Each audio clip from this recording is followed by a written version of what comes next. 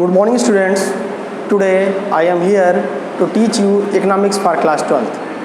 Student, जैसा कि हम जानते हैं कि हमने जो है chapter 3 liberalisation, privatisation and globalisation at appraisal इसको स्टार्ट कर दिया था, जिसमें हमने लास्ट वीडियो में ढेर सारे टॉपिक्स को डिस्कस किया था। टुडे हम लोग जो है नए टॉपिक को डिस्कस करेंगे, जो है हमारा main policies of new economic policy. 1991 में न्यू इकोनॉमिक पॉलिसी बन गई। क्यों? Due to the some burden by IMF and world bank. IMF और वर्ल्ड बैंक के दबाव की वजह से कुछ जो है हमारे नई इकोनॉमिक पॉलिसी का हमें निर्माण करना पड़ा। कब? 1991 जुलाई 24 में। देखिए, नई इकोनॉमिक पॉलिसी में हमें जो है 3 नीति अपनानी पड़ी। फर्स्ट क्या था? Liberalisation, next one is privatisation and last one is globalisation. हमें क्या लिबरलाइजेशन, प्राइवेटाइजेशन एंड ग्लोबलाइजेशन को जो है अडॉप्ट करना पड़ा। लिबरलाइजेशन क्या कहता है? Liberalisation refers to the removal of entry and growth restriction on the private sector. Liberalisation कहता है कि जो प्राइवेट सेक्टर्स पर रोक लगाई गई है, जो उस पर रिस्ट्रिक्शन लगाए गए हैं, जो कि हमारी इकोनॉमी मिक्स्ड इकोनॉमी है, जिसमें प्राइवेट और गवर्नमेंट को पैरेलल चलना है, उसको जो है हटाया जाए। ठीक है। सेकंड क्या है हमारा? Privatisation. Privatisation refers to the transfer of ownership and management and control of public sector to the private sector. मतलब जो ओनरशिप सारी गवर्नमेंट के पास है, कंट्रोल गवर्नमेंट के पास है, मैनेजमेंट गवर्नमेंट के पास है, उसको ट्रांसफ़र किया जाए किसकी तरफ? प्राइवेट सेक्टर की तरफ। लास्ट है हमारा बच्चों globalisation. Globalisation refers to the integrating the national economy with the world economy. Globalisation means क्या होता है कि अपनी देश की इकोनॉमी को वर्ल्ड की इकोनॉमी के साथ इंटीग्रेट करना, लिंक करना ही क्या कहलाता है? हमारा ग्लोबलाइजेशन। क्लियर है? चलिए, तो फर्स्ट टॉपिक हम स्टार्ट करते हैं, लिबरलाइजेशन।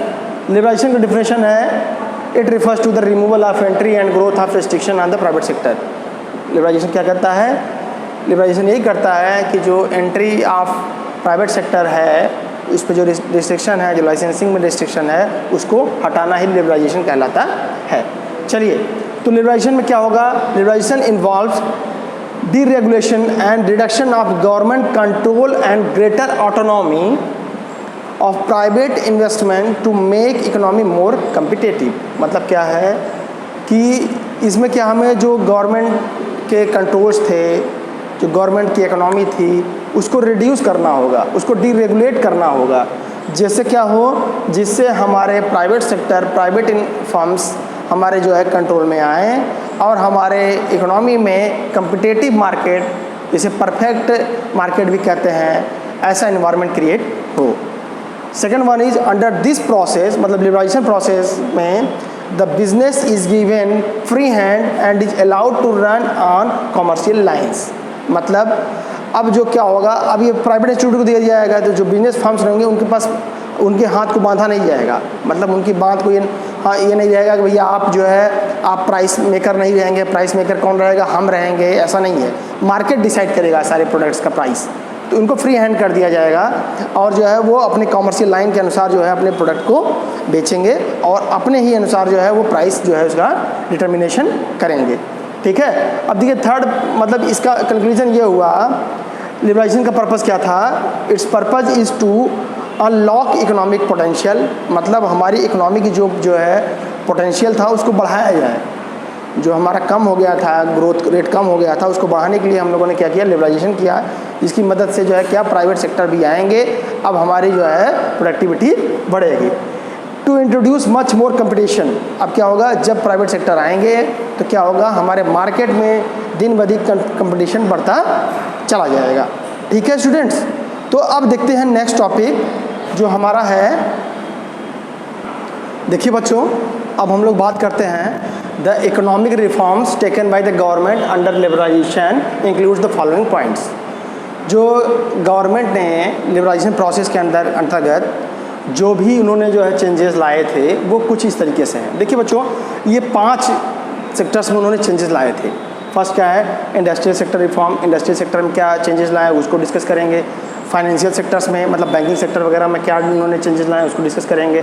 टैक्स में क्या चेंजेस लाए इसको डिस्कस किया जाएगा, ठीक है। फॉरेन एक्सचेंज रिफॉर्म्स मतलब फॉरेन एक्सचेंज, फॉरेन करेंसी और इंडियन करेंसी के में क्या चेंजेस लाए इसको डिस्कस करेंगे। Trade and investment policy, trade और इन्वेस्टमेंट पॉलिसी क्या थी इसको भी हम लोग डिस्कस करेंगे। ये पांचों पॉइंट हम लोग डिस्कस करेंगे। ये सारे पॉइंट पांचों पॉइंट किसके अंदर लिबरलाइजेशन के अंदर जो गवर्नमेंट ने जो है चेंजेस लाए थे, ठीक है। तो देखिए पहला हमारा पॉइंट क्या है, इंडस्ट्रियल सेक्टर रिफॉर्म, ठीक है। क्या अब हम लोग इंडस्ट्रियल सेक्टर रिफॉर्म्स के बारे में बात करेंगे, इंडस्ट्रियल सेक्टर में क्या क्या चेंजेस आए। देखिए पहला क्या हुआ, reduction in the industrial licensing. First क्या हुआ हमारा, reduction in the industrial licensing. Industrial licensing process में उन्होंने जो है बदलाव लाए।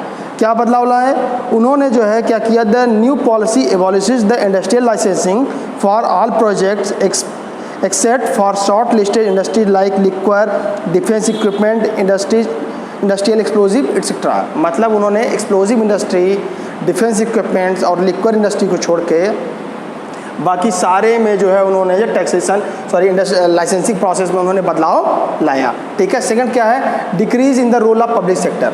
जो पब्लिक सेक्टर को हम लोग देख रहे थे 17-18 सेक्टर्स में लोग काम कर रहे थे, उसको जो है सब घटा के बस 3 सेक्टर्स में कर दिया गया। पब्लिक सेक्टर को बस 3 जगह जो है उसको पार्टिसिपेट करने के लिए कर दिया गया, बाकी सेक्टर में सबको जो है प्राइवेट सेक्टर को छूट मिल गई। थर्ड क्या है, D reservation under small scale industry. अब देखिए जो है स्मॉल स्केल इंडस्ट्री को क्या किया गया था, स्टार्टिंग में स्मॉल स्केल इंडस्ट्री के ऊपर बहुत ज़्यादा इंफेसिस किया गया, उनको जो है 5 लाख तक बस किया गया, बाद में उनको 1 करोड़ तक बढ़ा दिया गया। मतलब स्मॉल स्केल इंडस्ट्री को भी लगभग जो है लार्ज स्केल इंडस्ट्री जैसा ही बना दिया गया। और कोई भी कंपनी बड़ी हो चाहे छोटी हो, सब जो है अपना जो है स्मॉल स्केल इंडस्ट्री वाले प्रोडक्ट को भी बना सकते हैं, ठीक है। नेक्स्ट क्या है, monopolies and restriction and trade practices act.